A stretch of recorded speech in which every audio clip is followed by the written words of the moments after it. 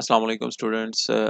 आज हम लोग जो है वो नाइट्रिक ऑक्साइड मेडिएटेड सिग्नलिंग के बारे में डिस्कशन करेंगे। अच्छा जी, इस लेक्चर के अंदर हम लोग डिस्कशन करेंगे कि नाइट्रिक ऑक्साइड जो है वो किस तरीके से सिग्नलिंग का रोल प्ले करता है और एक्ट करता है as a secondary messenger, just like cyclic AMP, calcium ions. इसी तरीके से फिर देन हम लोग जो है ना वो सिग्नल की एम्पलीफिकेशन के हवाले से बात करेंगे कि किस तरीके से सिग्नल जो है वो लाइगेंड के थ्रू जब एंटर होता है सेल के अंदर और देन वो एम्पलीफाई कर जाता है। फिर इसी तरीके से डाउन रेगुलेशन में हम डिसेंसिटाइजेशन ऑफ रिसेप्टर्स के बारे में पढ़ेंगे। फिर जो रिसेप्टर इंटरनलाइज हो जाता है, सेल के अंदर चला जाता है, फिर उसके साथ क्या सलूक किया जाता है, इन तमाम चीज़ों के बारे में जो है ना वो आज हम लोग डिस्कस करेंगे। सो स्टार्ट करते हैं जी। सबसे पहले है जी कि nitric oxide is a gaseous signalling mediator that passes between the cells। अच्छा, इससे पहले जो हम लोगों ने पढ़े हैं ना पाथवेज, वो मोस्टली हम लोगों ने जो सेकेंडरी मैसेंजर्स के हवाले से बात की थी वो सेल के अंदर मौजूद थे। लाइक हम लोगों ने साइक्लिक एएमपी के बारे में पढ़ा, साइक्लिक जीएमपी के बारे में पढ़ा, कैल्शियम आयंस के बारे में पढ़ा। ये सारे के सारे जो है ना वो हाइड्रोफिलिक इन नेचर थे।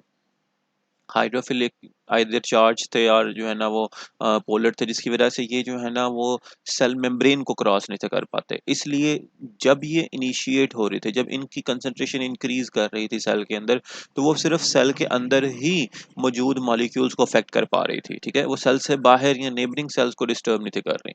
ठीक है, जबकि इसके बरक्स जो हमारे पास नाइट्रिक ऑक्साइड है, ये एक हाइड्रोफोबिक इन नेचर होता है, गैसियस मॉलिक्यूल है और गैसेस जो हैं वो डिफ्यूज करने की एबिलिटी बहुत ज़्यादा रखती हैं और बड़ी तेज़ी से डिफ्यूज कर जाती हैं एज़ कम्पेयर टू आयंस। ये प्लाज्मा मेम्ब्रेन से इजीली क्रॉस कर जाती हैं, इसलिए ये ना सिर्फ अपने प्रोड्यूसिंग सेल को डिस्टर्ब करती हैं या अफेक्ट करती हैं, बल्कि जो नेबरिंग सेल्स हैं उनको भी जो है ना ये काफ़ी हद तक अफेक्ट करती हैं। सो इस हवाले से जो है ना ये नाइट्रिक ऑक्साइड जो है वो ज़्यादा इंपॉर्टेंट है, क्योंकि ये जो है ना नेबरिंग सेल्स को जो है वो अफेक्ट कर रही होती हैं। मोस्टली ये स्मूथ मसल सेल्स जो हैं उनकी वॉल्स में रिलैक्सेशन का काम करते हैं। लाइक हमारे ब्लड वेसल्स हैं, उनकी वॉल्स को जो है ये रिलैक्स करने में हेल्प आउट करती है। हमारे दूसरे मसल सेल्स हैं जिनको ये रिलैक्स करने में हेल्प आउट कर रहे हैं। यहाँ पर आपके पास जो है ना वो इसका स्ट्रक्चर नज़र आ रहा है स्मूथ मसल सेल्स का। स्मूथ मसल सेल्स में ये जो एंडोथेलियल सेल्स हैं, इंटरनल लाइनिंग्स हैं, इन लाइनिंग्स के जो सेल्स होते हैं ना, ये मोस्टली नाइट्रिक ऑक्साइड जो है वो प्रोड्यूस करते हैं। किस तरह से प्रोड्यूस करते हैं जी, कि लाइक एक एसिटाइल कोलिन का मॉलिक्यूल जो है, जो कि न्यूरोट्रांसमीटर के थ्रू मैसेज लाइक ब्रेन से आया, किसी भी ब्लड वेसल को ब्रेन ने जो है ना वो रिलैक्स करवाना है, तो न्यूरोट्रांसमीटर्स को जो है ना वो सिग्नल के तौर पे भेजेगी। न्यूरोट्रांसमीटर्स एक्टिवेट कर देंगे जी प्रोटीन कपल रिसेप्टर्स को। जी प्रोटीन कपल रिसेप्टर्स जो है ना वो इन्हीं एंडोथेलियल सेल्स के अंदर जो है वो एक सिग्नलिंग पाथवे जो है वो इनिशिएट करेंगे। जी इनहिबिटरी इफेक्ट के थ्रू जो है ना वो IP3 जी DAG पाथवे को एक्टिवेट करेंगे। कैल्शियम आयन जो है वो एक्टिवेट हो जाएगा, इसकी कंसंट्रेशन बढ़ना शुरू हो जाएगी। अब ये कैल्शियम आयन क्या करेगा, ये खास किस्म के जो है ना वो एंजाइम को एक्टिवेट करेगा, नाइट्रिक ऑक्साइड सिंथेज। ये नाइट्रिक ऑक्साइड सिंथेज चूँकि एंडोथेलियल सेल के अंदर पाया जाता है, तो इसलिए हम लोग इसको जो है ना ENOs के नाम से जानते हैं। इसके अलावा बहुत से नाइट्रिक ऑक्साइड जो है वो मसल्स एंड न्यूरॉन्स के अंदर पाए जाते हैं, उनके अंदर जो है ये NNOs के नाम से जाना जाता है। इसी तरीके से हमारे जो है ना वो कुछ मैक्रोफेजेस के अंदर पाए जाते हैं, जिसकी वजह से ये INOs की फॉर्म में जो है वो जाने जाते हैं। अच्छा जी, ये कैल्शियम आयंस क्या करेंगे, ये सॉरी कैल्शियम आयंस जो है वो एक्टिवेट कर देंगे एनओस को। इसी तरह से ये जो नॉस है, ये नॉस डी अमाइनेशन करेगा आर्जिनिन अमाइनो एसिड की। अब आर्जिनिन से जब डी अमाइनेशन की जाएगी, तो ये नाइट्रिक ऑक्साइड जो है वो प्रोड्यूस करेंगे। ठीक है, ये नॉस जब नाइट्रिक ऑक्साइड प्रोड्यूस करेंगे, तो नाइट्रिक ऑक्साइड जो है ना वो डिफ्यूज कर जाएगा मेम्ब्रेन्स के क्रॉस और ये दूसरे नेबरिंग सेल्स के मॉलिक्यूल को जाकर जो है ना वो अफेक्ट करेगा। अच्छा, अब ये जब डिफ्यूज करेगा ना नेबरिंग सेल के अंदर, तो ये जो है ना वो सिर्फ और सिर्फ उनकी लाइगेंड की ऊपर बाइंड नहीं करेगा, बल्कि उनके अंदर मेम्ब्रेन के अंदर जो है ना वो ट्रांसमिट कर जाता है और इंटरनल रिसेप्टर्स के साथ जाके बाइंड करता है। और इंटरनल रिसेप्टर्स जो है ना वो इसके अंदर जो है वो अपना रोल प्ले करते हैं और अब इंटरनल रिसेप्टर के साथ बाइंड करने का एक एडवांटेज इनके पास ये होता है कि इनको वो वेट नहीं करना पड़ता कि कब ये जाके पहले सरफेस के साथ बाइंड करें, फिर सरफेस वाला किसी दूसरे प्रोटीन को अफेक्ट करे, फिर वो दूसरा प्रोटीन किसी तीसरी प्रोटीन को अफेक्ट करे। ये डायरेक्टली जो है ना अपने नेबरिंग सेल के अंदर भी एक्ट कर रहे होंगे एज अ सेकेंडरी मैसेंजर के तौर पे, यानी कि इधर भी वो सेकेंडरी मैसेंजर के तौर पे एक्ट कर रहे थे जिसके अंदर वो प्रोड्यूस हो रहे हैं, और वो दूसरे सेल के अंदर भी जाकर जो है ना वो सेकेंडरी मैसेंजर के तौर पर ही एक्ट कर रहे हैं। सो एज अ रिजल्ट क्या होगा कि ये क्विक रिस्पॉन्स को जो है ना वो स्प्रेड करेंगे through out the muscle bundle, और फिर क्या होगा, जिस जहां जहां तक ये नाइट्रिक ऑक्साइड जो है ना वो डिफ्यूज कर पाएगा, वहां तक जो है ना ये मसल्स जो हैं वो रिलैक्स कर जाएंगे। और मसल रिलैक्स किस तरह से करेंगे, ये जीटीपीज को जो है ना वो साइक्लिक जीएमपीज के अंदर कन्वर्ट किया जाएगा, और ये पाथवे हम लोगों ने रिलैक्सेशन का जो है ना वो पीछे पढ़ लिया हुआ है। जब हम लोग साइक्लिक जीएमपी का पाथवे डिस्कस कर रहे थे, हम लोगों ने हार्ट के मसल्स के अंदर इसके रिलैक्सेशन को डिस्कस किया था। सो ये जो है ना वो नाइट्रिक ऑक्साइड मेडिएटेड सिग्नलिंग है, कि जिसमें नाइट्रिक ऑक्साइड जो है वो डिफ्यूज कर जाते हैं बीइंग सेकेंडरी मैसेंजर, ये अपने नेबरिंग सेल्स के अंदर भी जाकर जो है ना वो अफेक्ट कॉज करते हैं।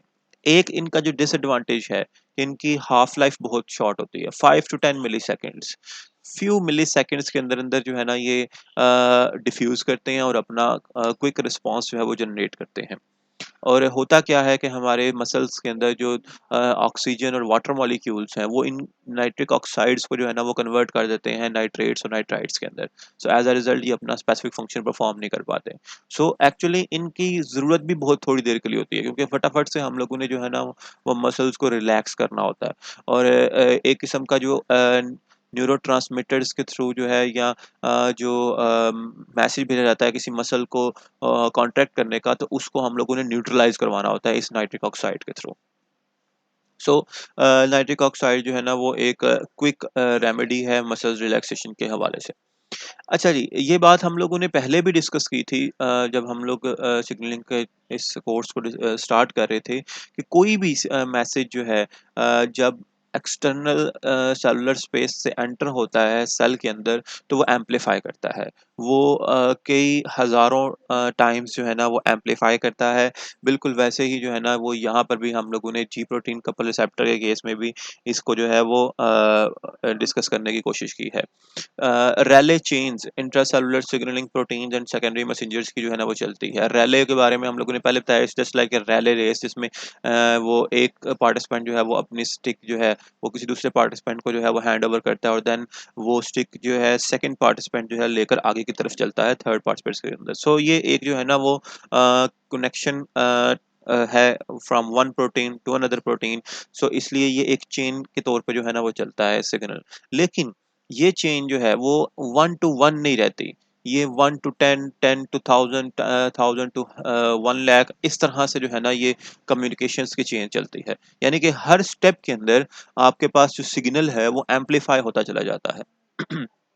जैसे यहाँ पर हम लोग एक एग्जांपल लेते हैं कि like a single photon molecule जो है वो जब एक रोडोप्सिन मॉलिक्यूल के ऊपर जो है वो अफेक्ट करता है, और रोडोप्सिन मॉलिक्यूल जो कि एक प्रोटीन का रिसेप्टर है, उसका जो है वो स्ट्रक्चर चेंज होता है, तो वो आकर जो है ना तकरीबन 500 जो जी प्रोटीन्स उसके साथ एसोसिएटेड होती हैं रोडोप्सिन के साथ, जिसको हम लोग ट्रांसड्यूसिन प्रोटीन्स का नाम से भी जानते हैं, उनको अफेक्ट करता है। यानी कि एक फोटोन, एक रिडॉप्सिन और 500 प्रोटीन्स जो है वो चेंज हो रही हैं। फिर इसी तरीके से ये 500 जो प्रोटीन्स है ना, ये cyclic AMP, cyclic GMP phosphodiesterase molecules को जो है वो अफेक्ट करते हैं। 500 को कर रहे हैं, लेकिन ये डाइएस्ट्रेज आगे से कितने नंबर ऑफ मॉलिक्यूल्स जो हैं जीएमपी के वो हाइड्रोलाइज करेंगे, 10 टू द रेज पावर 5। यानी कि 500 से ये मैसेज जो है ये एम्पलीफाई होकर 10 टू द रेज पावर 5 के ऊपर चला गया, और फिर देन ये जो है हमारे पास मजीद जो है वो कितने ही ज़्यादा चैनल्स को जो है वो क्लोज कर रहे हैं, और देन उससे फिर कितना सोडियम आयन जो है यहाँ पर आपको पास 10 to the raise power 6 to 7 sodium ions पर सेकेंड जो है वो प्रिवेंट कर रहे हैं एंटरिंग फ्रॉम द सेल्स। और ये सब हो रहा है किसके अंदर जी, 1 सेकेंड के दौरान ये के अंदर। ठीक है। सो मेम्ब्रेन पोटेंशियल जो है वो चेंज हो जाता है बाय 1 मिलीवोल्ट, जिससे क्या होता है कि सिग्नल जो है वो रिले कर दिया जाता है टू द ब्रेन। सो ये यहाँ पर आप लोगों को जो है ना वो एक पाथवे नजर आ रहा है, कैसे एक सिंगल फोटोन जो है वो मैसेज को किस हद तक 10 to the raise power 6 and 7 तक जो है ना वो चेंज कर सकता है, एम्पलीफाई कर सकता है और देन उससे जो है वो पूरे का पूरा 1 मिली वोल्ट, ये कोई छोटी वैल्यू नहीं है as compared to this photon, कि वो इतने मिली वोल्ट तक जो है वो जो है ना पोटेंशियल डिफरेंस क्रिएट कर सकता है। अगर हम लोग इतनी पोटेंशियल डिफरेंस के हवाले से कोई बैटरी बना पाए ना, तो यकीन करो कि हमारी जो एनर्जी क्राइसिस है वो पूरी दुनिया की ख़त्म हो जाएँगे। इतने फोटॉन्स सूरज से रोशन आते हैं और वो ज़ाया हो जाते हैं और इतनी एफिशिएंट हम लोग एनर्जी या मशीनरी जो है ना वो आज तक नहीं बना पाए फिज़िकली। सो अल्लाह ताला ने बहुत ही परफेक्ट किस्म की जो है ना वो मशीनरी डिज़ाइन की है हमारे आय के अंदर। अच्छा जी।